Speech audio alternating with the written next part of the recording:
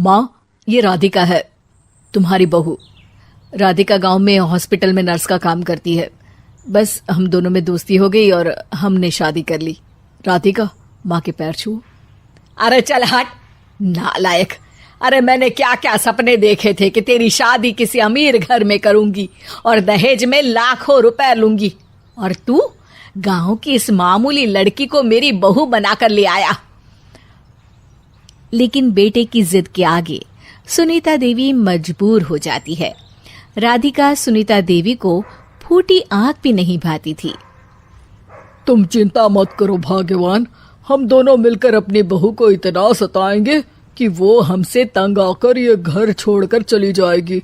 फिर हम अपने बेटे की शादी किसी बड़े सेठ की बेटी से कर देंगे, ठीक है? अगले दिन सुनीता देवी अपने बेटे का कमरा साफ कर रही होती है।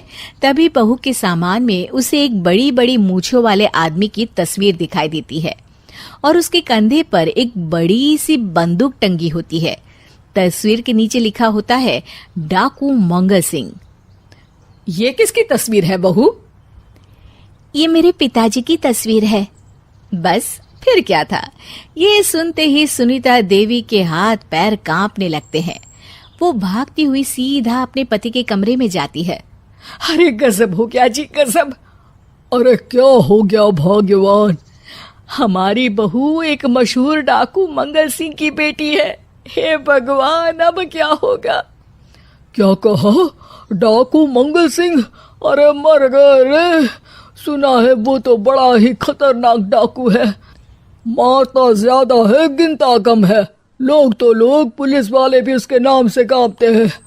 अरे सुना है वो तो हर हफ्ते 2-4 लोगों का ऊपर का टिकट कटवा ही देता है। हे भगवान, अब हम क्या करेंगे?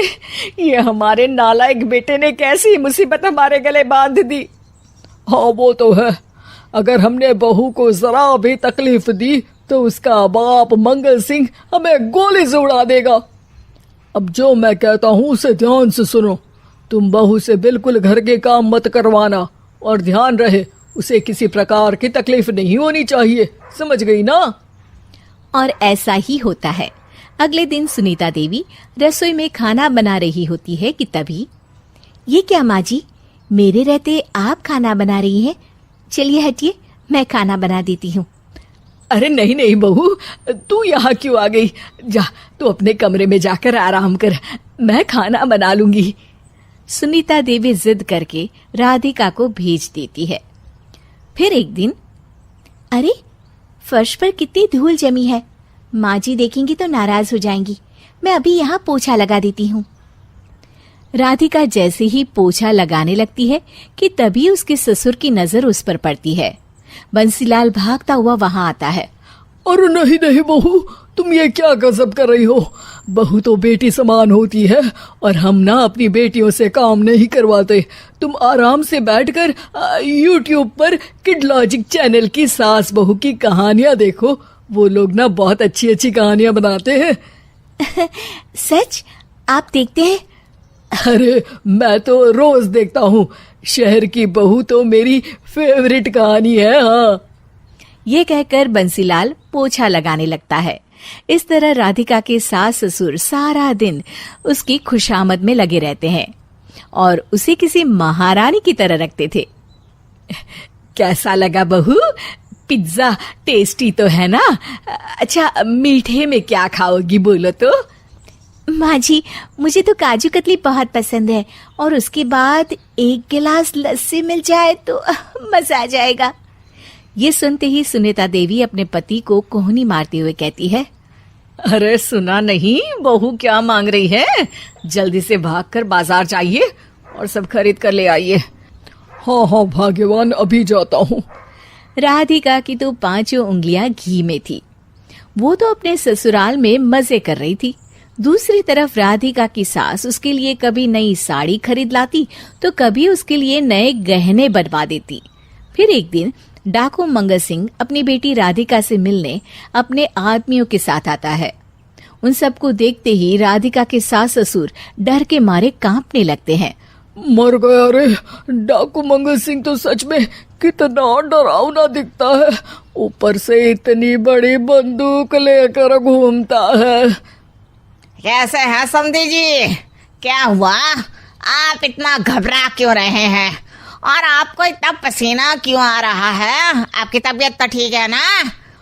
जी अभी तक तो ठीक है, पर लगता है बहुत जल्द खराब होने वाली है। क्या कहा आपने? जी कुछ नहीं, बताइए बताइए कैसे आना हुआ। दरअसल आज आपके शहर में हमारी नाटंकी मंडली का प्रोग्राम है, तो इसी बहाने सोचा बेटी का ससुराल भी देखता चलूं। ये सुनते ही राधिका के सास ससुर हैरान हो जाते हैं। क्या कहा? आप नौटंकी में काम करते हैं? हाँ माँ जी, पिताजी डाकू की एक्टिंग बहुत अच्छी करते हैं। उन्हें तो कई अवार्ड भी मिल चुके हैं। और ये बंदूक, ये तो असली लगती है। तभी राधिका के पिताजी अपनी नकली मूंछ निकालते हुए कहते हैं, इस मूंछ की तरह यह बंदूक भी नकली है। ये तो छर्रे वाली बंदूक है। इससे तो मैंने आज तक चिड़िया भी नहीं मारी। और खोदा पहाड़ और निकला चूहा। इसका बाप तो मामूली नौटंकी वाला निकला, और हम इससे डर कर बहू की नौकरों की तरह सेवा कर रहे थे। आपने सही कहा जी। इसके पीछे मेरे कितने पैसे खर्च हो गए, और काम कर करके मेरी तो कमर टूट गई सो अलग। अरे बहू, तूने अपने पिताजी के बारे में हमें पहले क्यों नहीं बताया? राधिका मुस्कुराते हुए कहती है, आपने तो कभी पूछा ही नहीं ना माँ जी।